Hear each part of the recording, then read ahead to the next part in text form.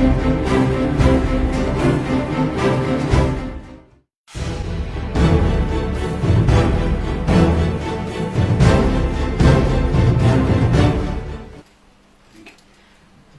very good afternoon to our viewers. My name is Richard Chiza, your host on the agenda. It's a Monday. We welcome you to our program.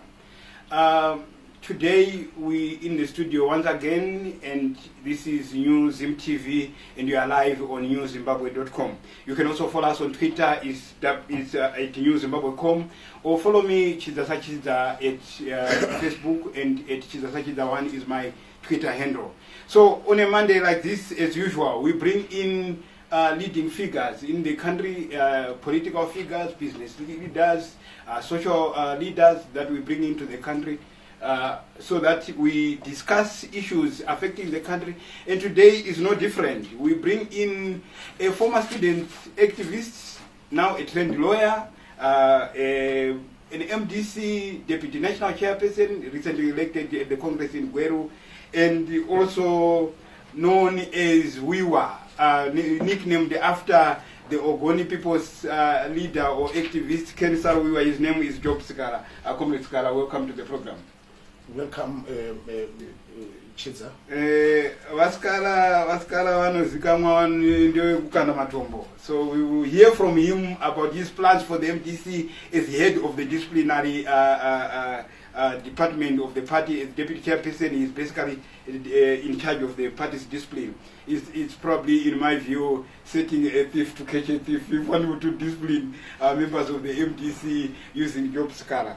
So, Mr. Sikhala, maybe congratulations on your election as MDC Deputy National Chairperson. Thank you very much. And you are a returning member, having walked away at some point and formed the MDC 99 and headed it as president, but then returned to the big tent after the call by former Prime Minister Morgan Tsvangirai a few years ago. He saw racing in peace. What is your agenda now going forward as Deputy Chairperson? In terms of discipline, the MDC is not one of the most disciplined parties around, if you ask me. What is it that you are going to do now?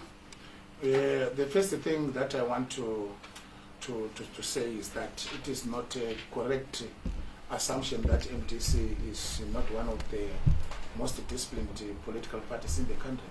MDC is very disciplined. We might have few characters who might want to spoil the general standing of the political party in the eyes of the public. However, there are also issues of indiscipline by very few elements in the organization, and what we are going to do is that myself, as together with my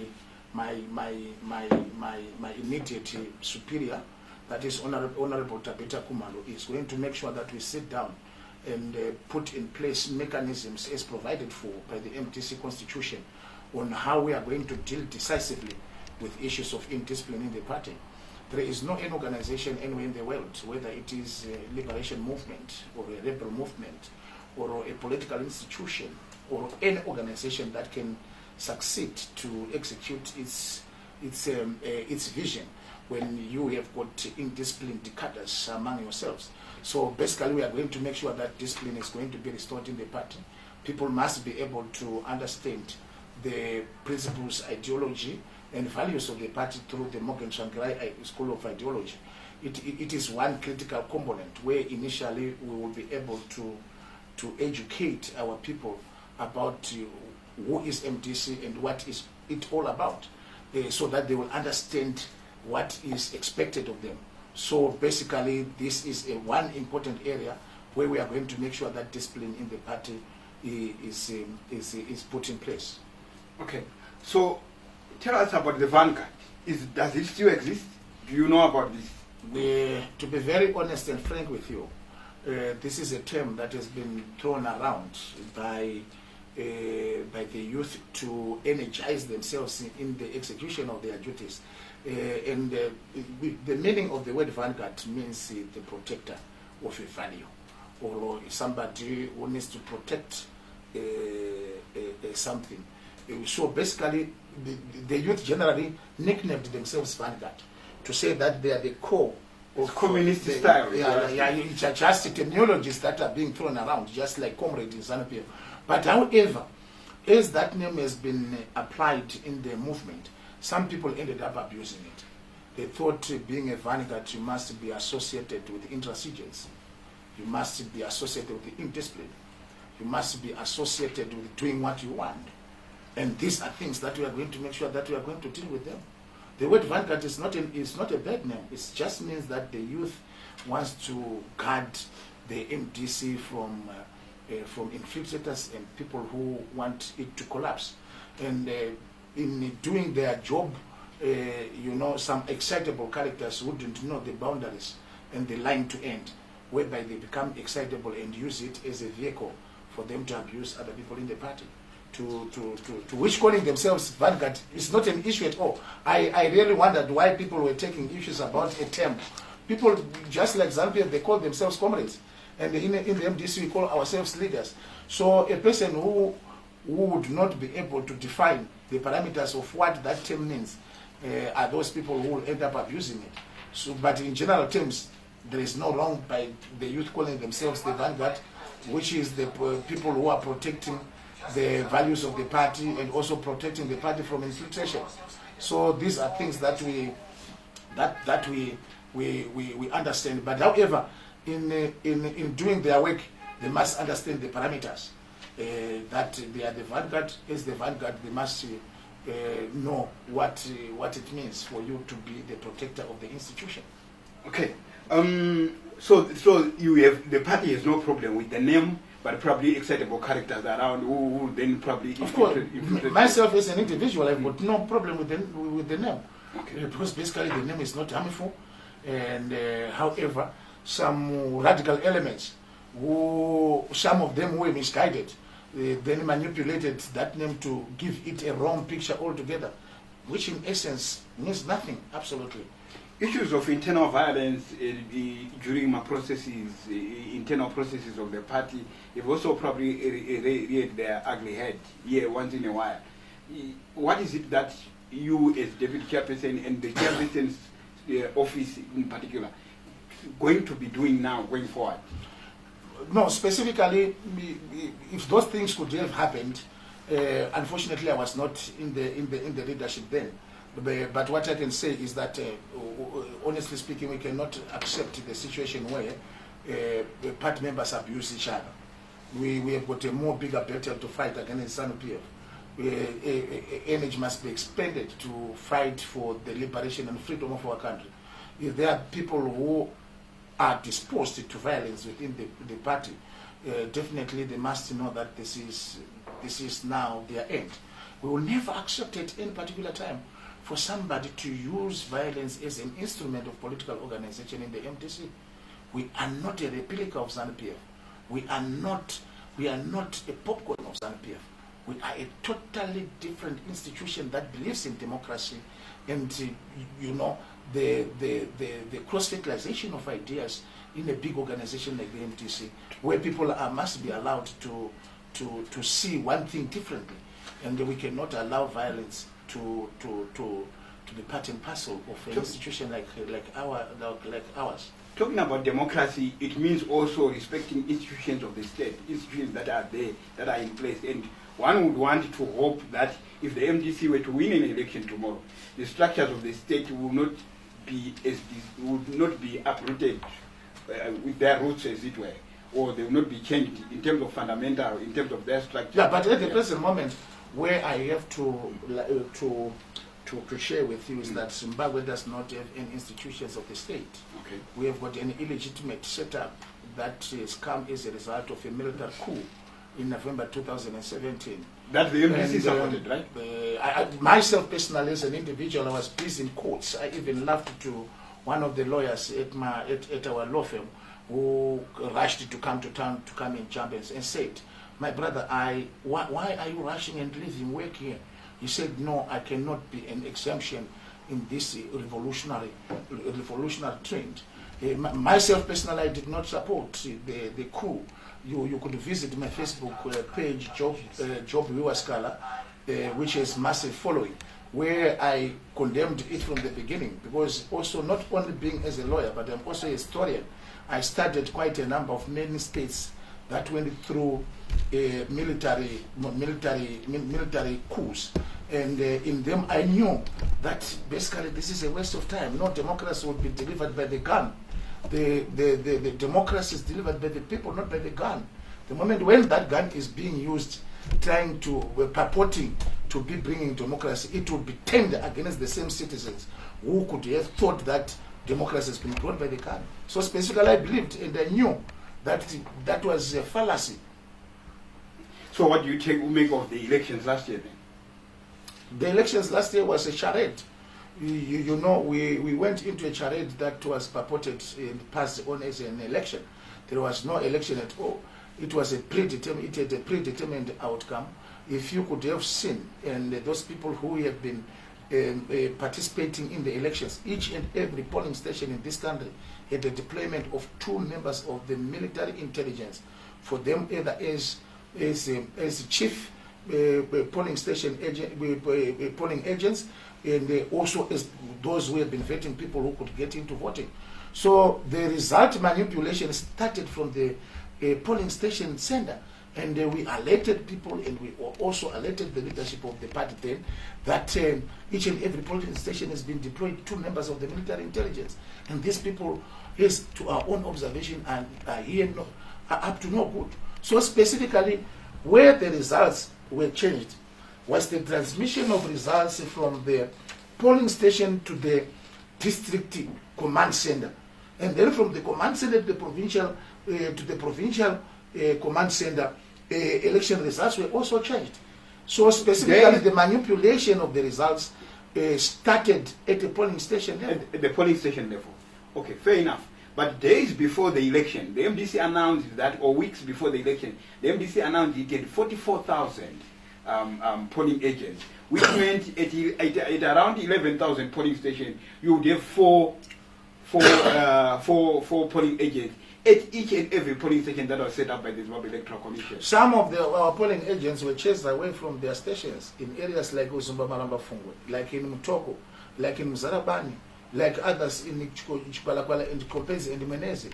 Zanu PF and the military, when they intimidated and chased away our polling agents. Also in Mashonaland and West, we've got reports that in Magunje constituency, our polling agents were chased away from the polling stations. And these are polling stations that were used to rig and manipulate the outcome of the results. The truth of the matter is very clear. If you were to see about the results of Emerson Mnangagwa, you would see that Mnangagwa did not win these elections.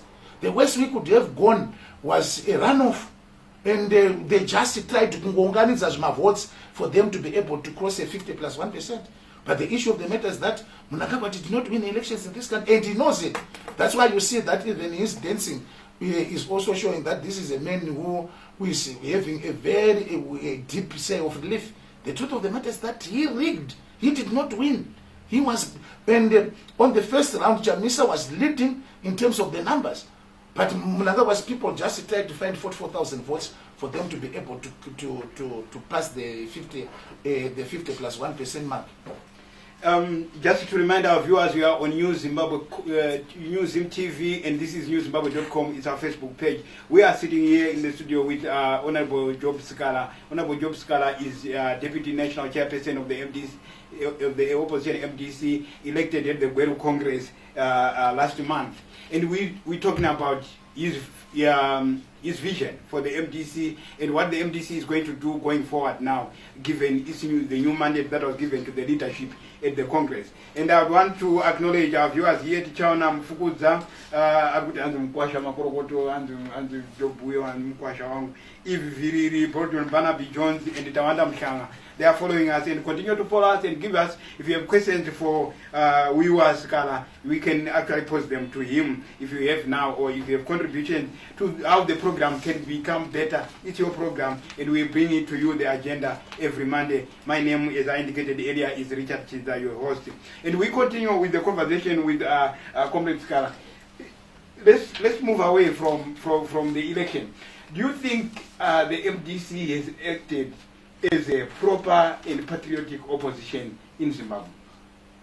How do you define patriotism? We are not confined on the definition that we are given by someone. We are the most patriotic citizens of this country who are demanding very simple things. One, we are demanding democracy. Two, we are demanding good governance. Three, we are demanding the respect of human rights. We are respecting constitutionalism and rule of law. There is no any patriotic citizen whom you will ever find anywhere in the world who cannot demand those things. If those things are delivered, then you must be able to define yourself as a patriotic citizen in this country.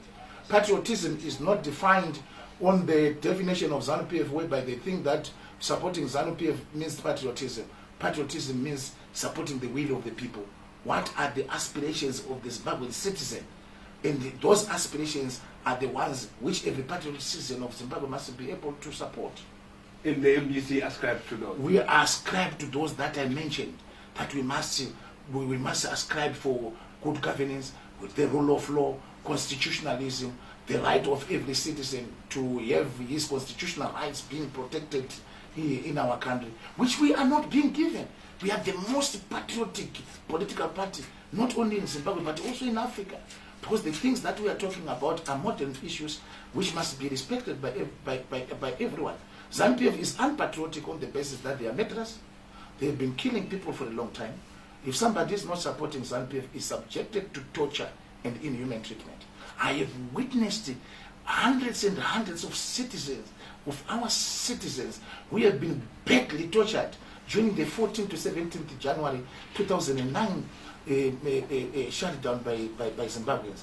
And how could they really gather the courage to call themselves patriotic when in actual fact they are killing our own people? The issue of Gukurahundi clearly demonstrated that this is not a regime that is patriotic. A patriotic regime protects its citizens. Any government that kills its own citizen is not patriotic. It is rather evil and must not be described by all means necessary as being patriotic. Do you think maybe talking about the administration, the President Mnangagwa's government at the moment, do you think it has done enough in terms of directing the economics of the country? Listen. Even if you will ask my grade 1 child, we will tell you that, this man has not even any single idea on how to run an economy.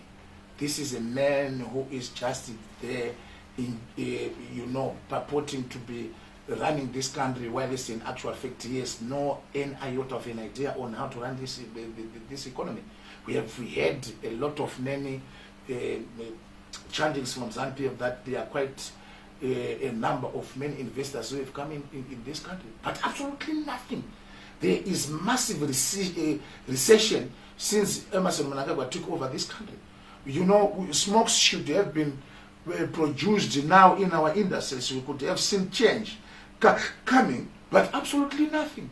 A person who did not even manage to produce a currency, whereby Zimbabweans are now being given a currency called RTGS, when we all know that RTGS means really gross transfer, and it's now being called a currency in our country. The man is clueless. His government is pathetic. It is the worst government ever produced in this country. Mugabe would sometimes show you some instance of knowing on how to run the state. This man is an absolute embarrassment to the citizens of Zimbabwe. And Zimbabweans, they know, and he himself knows it, that he is absolutely nothing in as far as issues of understanding economics is concerned. Does the MDC see an election before 2023?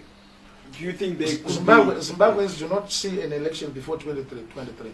Zimbabwean is seeing a change of government through the will of the people. The people power, if you could have been following some of the elections that have been happening in Africa, Ali Beni won by 96% 2 months before, 6 months before the people of Tunisia said enough is enough. Al-Bashir, Omar Hassan al-Bashir won elections last year by 98%. But it did not take 2.5 years for people to say enough is enough.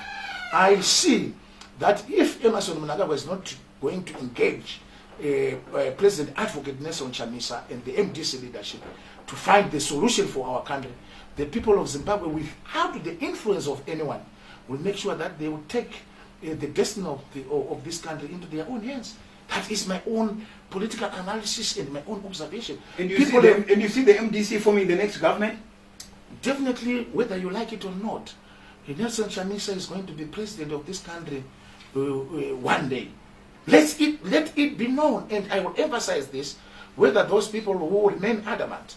The leadership of Nelson Chamisa is a leadership that has been ordained both by the gods of this country and also the supernatural world of Zimbabwe. It is clear that the people of Zimbabwe now need young leadership that is inspirational. And Advocate Nelson Chamisa has brought that trajectory. That's why you realize that he is not even able to walk here. If he just present himself and being seen by the people there, within 2 minutes, the whole surroundings will go aflame. It means that Nelson Chamisa is a calling. He has a calling. There's a calling for him to be the leader of this country. Whether we like it or not, he will be president of this country one day. This I can bet with you.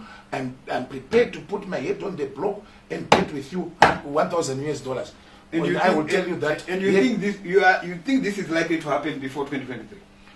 Whether it is going to be before 2023 or after 2023, but Nelson Chamisa is one day going to be president of this country. But you indicated that there is likely to be change, not necessarily through election. That will be the people's revolution.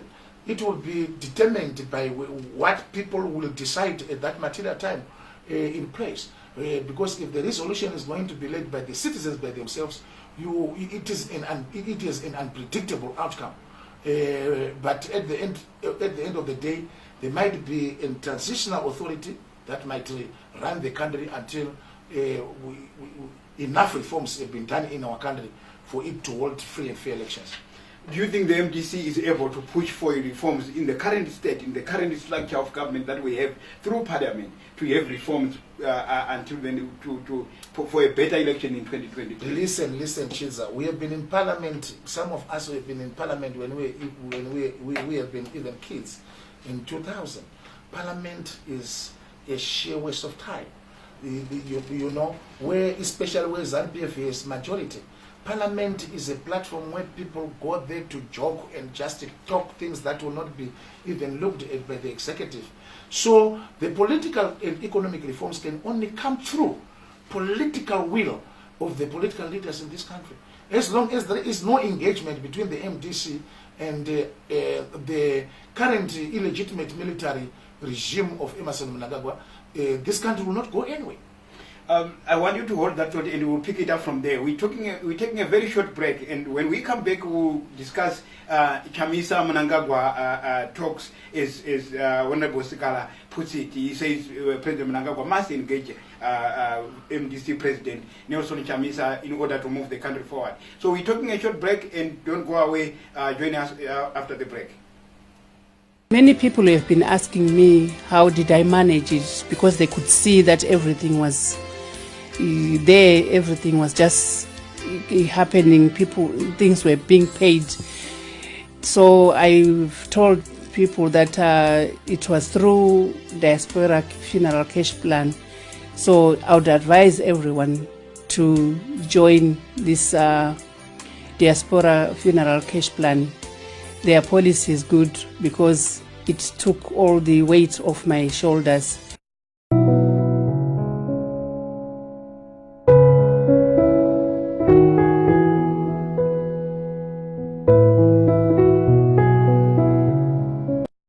Many people have been asking me how did I manage it, because they could see that everything was there, everything was just happening, things were being paid. So I've told people that it was through diaspora funeral cash plan. So I would advise everyone to join this diaspora funeral cash plan. Their policy is good because it took all the weight off my shoulders.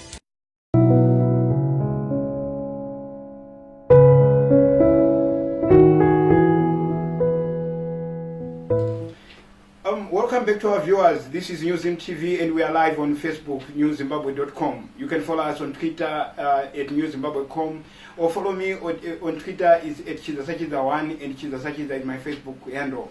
So we are talking here in the studio. On the agenda today, we have Honorable Job Sikhala. Honorable Job Sikhala is MP for the MDC in Zengeza West, right? Zengeza West MP for the MDC, and also Deputy National Chairman of the party elected at the Gweru Congress last month. And we were discussing as we went to the break, you were talking about the idea of having talks between President Mnangagwa and your party president, Nelson Chamisa. How is this supposed to come on? Has there been approaches from your side? Has there been approaches from Mnangagwa's side? Where do you see this? Listen, we as the MDC, we are not thirsty and enthusiastic at all to approach an illegitimate government. But Mnangagwa must be able to take his phone and raise it and then call President Nelson Chamisa to say, my young brother, this is Zimbabwe. We want the country to move forward, and how can we engage for us to have Zimbabwe move forward? You should never expect President Nelson Chamisa to crawl or ask or beg Emmerson Mnangagwa for any talks and negotiations in this country, on the basis that he knows that he is the winner. He is the person who won the recent elections, and Mnangagwa knows it, that he was beaten by Nelson Chamisa. So if Mnangagwa wants to run the country the way how he wants to run it as a military junta, so be it. Let him continue. But they will argue the court ruled in Mnangagwa's favor. Listen, courts have never been interpreting and also being the will of the people. The politics is in the streets. Politics is in the villages. Politics is in the suburbs. So for us to say that the courts ruled that Emmerson Mnangagwa won the election, what did you expect the courts to do? Did you even expect them to rule that Mnangagwa was not going to be the president? The issue is that we just wanted to expose Zanu PF and this military junta for what it is. That they are just an illegitimate people who did not win the elections, but we already knew in advance the verdict of the court. But you won in Zengeza West, right? I won in Zengeza West on the basis that the numbers were overwhelming. They could not manipulate anything. The outposts where figures were changed, I mentioned them to you. Yeah, on those areas where they chased away our election agents, in Usumba Maramba Fungwe, in Mudzi, in Magunje Central, in Menezi, and also in Chikwalakwala and Chikombetsi. So these are the areas where Zanu PF manipulated. Didn't you hear that there was one constituency that produced 35,000 votes for Emmerson Mnangagwa, where one of the children, when in actual fact it had about 17,000 registered voters in the entire constituency. So specifically, you would see that the whole electoral process of 2018 was a charade. But how do you then respond to accusation that the MDC is willing to accept results where it wins and reject results where it loses? Last weekend, the MDC won in Kadoma, a by-election in Kadoma, and a few months ago, or was it last month or in April, the MDC won in Mutasa Central. Elections that are run by the Zimbabwe Electoral Commission. The winning by the MDC in small portions is not the reflection of the general will of the people of Zimbabwe. When the people of Zimbabwe have voted for their president, they expect that president to be inaugurated.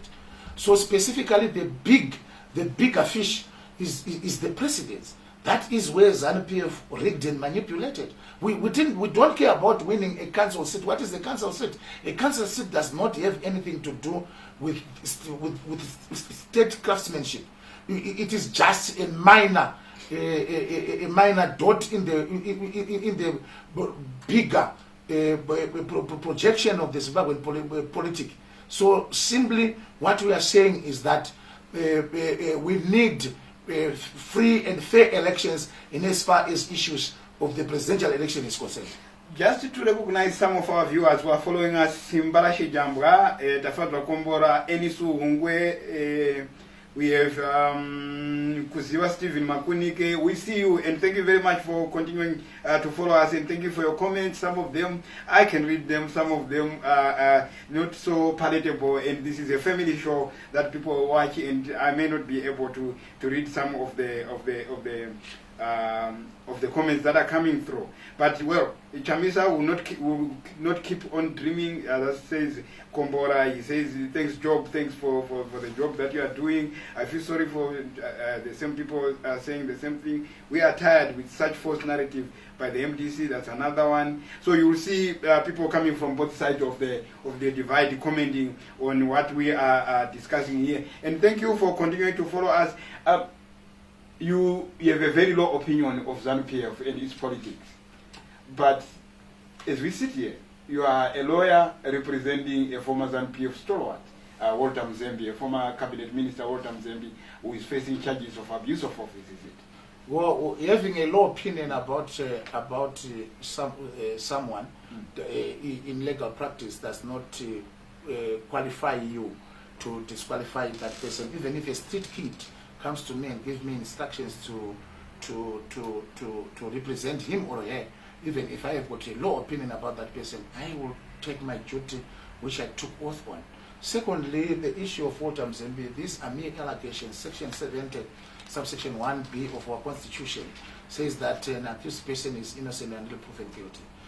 He hasn't yet been proven to be guilty, and also I cannot say for a fact that he has been guilty of corruption. Some of the things that you also have to understand is that the issues that we witnessed soon after the coup on November 2017 is what is called in the parlance of history the spoils of war. Emerson Mnangagwa and the victors at that material time had to go for those people who were not supporting and backing him, who had been fighting him, who caused him to fly into exile. So specifically, here is not an issue that Walter Mzembe was corrupt. It is an issue of political persecution. Would you want Mzembe to have his day in court? Definitely, he must have his day in court one day. But specifically, you cannot come and expose yourself to a judiciary that is captured, that gets instructions for it to convict people who are innocent. So sometimes you have to weigh your interests, whether for yourself to expose yourself to a crocodile, for you to be mincemeat, or for you to take a strategic retreat and then go and face any judiciary where your matter will be able to be dispensed without undue influence and duress. So specifically, Mzembe must have his court one day in court. But what we must also know is that Mnangagwa went on an errand of political persecution against those people who did not back his presidency in Zanu PF. So it must be defined as that. Also, the other issue that you must understand is that Walter Mzembe is my uncle. He is a blood young brother to my father. And if people who don't know that. So when my uncle was giving a cry to say, my son, I am in trouble, can you come and rescue me on this? I could not wait and see one of my family members being persecuted by a person who has no any iota of legitimacy. But if Mzembe had been in Zanu PF today, would we have been able to share this with us? I could have been sharing with you. And he has also been sharing with everybody who wanted to listen, that he is my relative and he is my uncle. He's young brother to my father. Okay. Yes. So basically, when critics then come in and say you are picking money from the very people that you were accusing of theft, you will be shocked that if I would tell you the truth, I have never been paid a single cent by Walter Mzembe. You can call him. I have been, this is a family issue. How would I ask my own uncle to pay me? To pay me for what? When this is something that concerns blood. This is a family fight, fighting for one of us to obtain justice in our country. Why should I need payment from my own uncle? When I grew up and going to school, it is him who has been called. I brought up the issue. I brought up that issue because it's an example of many others that are being represented. And Zanu PF has been very clear. When some candidate tried to represent, I'm not sure who it was. I'm not sure. That is some country's own view. Yeah, when some country tried to, Zanu PF was very clear. Issued a statement and said, "You will not be one of us if you defend somebody who is being charged with corruption." When you take an oath in the High Court for you to be sworn in as a lawyer, you say that I want to protect the Constitution of Zimbabwe. The Constitution of Zimbabwe, like what I told you in terms of Section 71B, it says that an accused person is innocent until proven guilty. So we must be allowed ourselves to do our job without interference. This is a profession where you take an oath and you are given a certificate for you to practice.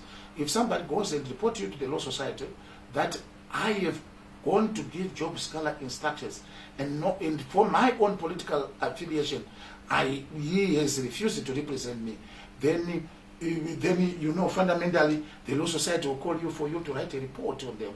So some of these things, they concern even our own professional ethics. The Law Society does not allow us to turn down instruction for no apparent reason, where there is no conflict of interest, and where there are no compelling reasons for me to reject instructions from a given client. So, and you think there is no conflict of interest between you absolutely, and MDC top leader? Absolutely no conflict of interest. Don't look at Mzembe as a former Zanu PF person, because it's no longer Zanu PF, but look at Mzembe as an individual, as a person, and also the allegation that he is facing as a person, not as a former Zanu PF person. Would you represent Mnangagwa if he wakes up tomorrow he's charged with something? Would you represent him? Over my dead body? Why? On the basis that he has abused human rights, that I know. Can you tell me one human rights abuse that was committed by Walter Mzembe? I wouldn't know. You don't know? Yeah. But don't you know that Mnangagwa is involved in the Gukurahundi issue? That he was the author. That he has been. Are there no reports that he has been the author and enforcer of Gukurahundi? Would you represent Mugabe? Would you represent Robert Mugabe? Is Mnangagwa not responsible for the 1 August massacre and murder of Zimbabweans? He was president. Is Mnangagwa not responsible for the massacre and murder of people from 14 January to 17th January 2007? But is Mnangagwa not the author of the Soros and the horrific incidents that took place in June 2008 in our country? How would a normal person represent a devil? That's absolutely not in sync with normalcy. Some of these things you have to put considerations into them. But can you tell me one single human rights abuse that is on record which Walter Mzembe committed? I have not heard of any. Yes. And would you represent Robert Mugabe if you were charged with any crime? The crime that does not involve human rights, yes, I will represent him. But if it involves his human rights abuses, I won't. You think he was not involved in Gukurahundi? He was the commander-in-chief. But the commander-in-chief who was... But just told me Mnangagwa is devil and you can't represent him. Yeah, on the basis, yeah. But if what's the difference between Mugabe and Mnangagwa, if you ask me? The difference is that... If you can tell me, yeah. No, the difference is that Mnangagwa has been the author and enforcer of everything that has been happening in this country from 1980. Gukurahundi, we know, is him who has been giving reports to Mugabe that he has caught he had armed sketches in Matabeleland. And like any other normal leader, he would listen to his Minister of State Security. And you know, and the history is well recorded in the report by CCJP and the Catholic Commission for Justice, by the Catholic Commission for Justice and Peace report, and also Legal Resources Foundation, that Emmerson Mnangagwa is the one who has been commanding what has been happening in Matabeleland. The president depends on the intelligence supplied by his own lieutenants. Mnangagwa was the supplier of intelligence as the Minister of State for Security in the 1980s to Robert Mugabe, that people, ZAPU, have got arms in their own properties and farms. But and Mugabe acted on the information that he was obtaining from his intelligence chief. And you think that makes him innocent? That doesn't make him innocent as well. I never said Mugabe is innocent. But yeah, but Mnangagwa cannot absolve himself from the crimes that they jointly committed with Robert Mugabe. They both committed those crimes. No one can be absolved from the atrocities that were committed during the period of Gukurahundi, both Mugabe and Mnangagwa. But Mnangagwa is more blame, and he must take the larger stake of what happened in Matabeleland, because he fed Mugabe with lies that the late Dumiso Davengwa and others from Matabeleland are hiding arms in the farms, when in actual fact he knew that he was lying. So let's go back to the MDC, and maybe as we conclude this discussion, let's go back to the MDC and talk about the issue of unity. You, like we indicated in earlier, you are a returning member. They are not returning members. That is not correct. That interpretation must not be said at all. We were all the MDC family. No one ever left MDC. And like what you have been saying, that at one particular time you became president of MDC, it means it's MDC. We were just family members who quarreled. And after our quarrel, we were able to come back together. So quarrels are very normal in any organization. So it was just a small quarrel. And now you have realized we are now all under one umbrella. And Professor Wetmangulu is back, the diabetes is back, myself is there, President Advocate Nelson Chamisa is there. So as a big family, we are the happiest family, let me be frank with you. No more rumor mongering, and also the other issue that we must guard against, especially on the post-Congress Congress trajectory, is to guard against ambition by anyone in the party. President Chamisa is the ordained leader of our party. We don't want any form of discord. So I am whipping everyone that this is the route to follow. Any attempt to cause discord through unmitigated ambitions or whatever in the party will not be tolerated. We are here to protect President Chamisa so that he will be able to execute the mandate given to him by Congress to liberate this country without fearing any shadow or anything that will follow him up. So in actual fact, we are here to compliment and support President Chamisa vigorously to make sure that we achieve results. We must be satisfied with what people have given us at Congress. Any diversion or any unmitigated ambition will be resisted and we will thwart it. And we are going to move as one family, and we are so happy, all of us. And along the road, we all learned our own lessons that, you know, as a family, it's not good to always fight. So when you fight, some go away and become destitute, some go away and they find outside being cold, and so forth. So when people later come together, they would have realized their folly of the previous mistakes. So at the end of the day, I'm telling you and I swear that there will be no discord in the party. Each and everyone has learned his or her own lessons. We are now a united entity. We are all here to defend President Nelson Chamisa, to move forward with the vision that we are sharing with him, and also the mandate that he was given at Kweru for him to prosecute this struggle until victory is given to the people of Zimbabwe. I thank you, newzimbabwe.com. You are a very important media in our country. You are bringing diversity, which the people of Zimbabwe have been throttled for a long time. And I hope we are going to give other people who have not been given voices in our country also platforms for them to air their views. Having different views is not a crime. And in that, I thank you, newzimbabwe.com. May God bless you. Thank you.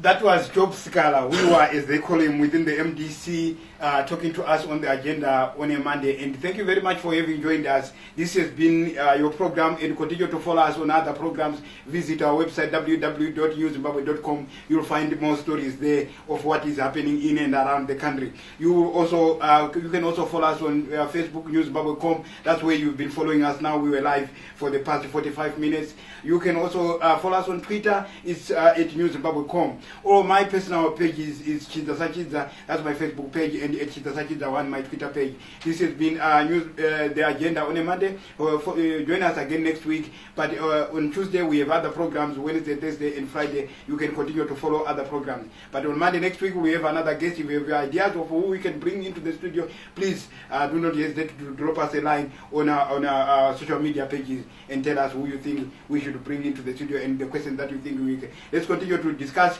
comments or opinions aired here by Honorable Sikhala, and continue the conversation as we go. Thank you very much for joining us, and bye-bye for now.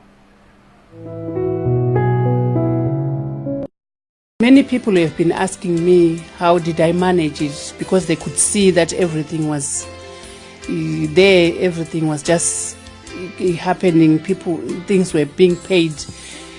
So I've told people that it was through Diaspora Funeral Cash Plan. So I would advise everyone to join this Diaspora Funeral Cash Plan. Their policy is good because it took all the weight off my shoulders.